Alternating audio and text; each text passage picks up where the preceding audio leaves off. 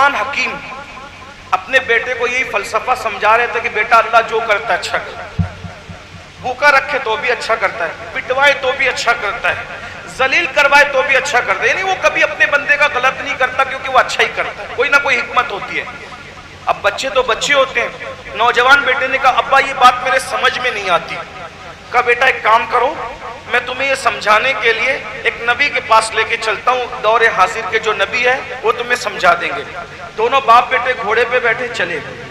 سفر کیا، کھانا پینا ختم ہو گیا، رستہ بھٹک گئے. بیٹے نے کہا اب نبی کی زیارت کے لیے جا رہے، یہ بھی مصیبت. کا بیٹا اس میں بھی کوئی حکمت ہے. کہا اب اس میں کیا حکمت ہے؟ کہا ہمیں نہیں پتہ لیکن حکمت ہے. پھر اس کے بعد گھوڑے پانی کی پیاس کی وجہ سے تھک کے بیٹھ گئے، پیدل جانے لگے. کہا اس میں بھی اللہ کی حکمت ہے. پیدل جا رہے تھے کہ ایسے میں کھانا پانی نہیں ملا، دونوں بیٹھ گئے، اب مرنا ہی ہے.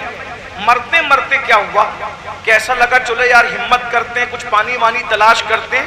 ادھر ادھر دیکھا تو سامنے بستی نظر آئی.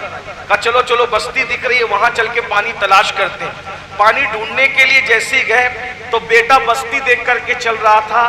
ایک اونٹ کی ہڈی پڑی ہوئی تھی، اس پہ پیر پڑا، وہ ہڈی ایسی چبھی کہ خون کا پھوارا نکل پڑا.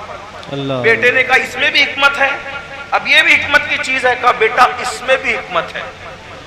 ہڈی نکالی، اپنے امامے سے کپڑا باندھ رہے تھے کہ دیکھا کہ وہ بستی سے دھواں اٹھنے لگا.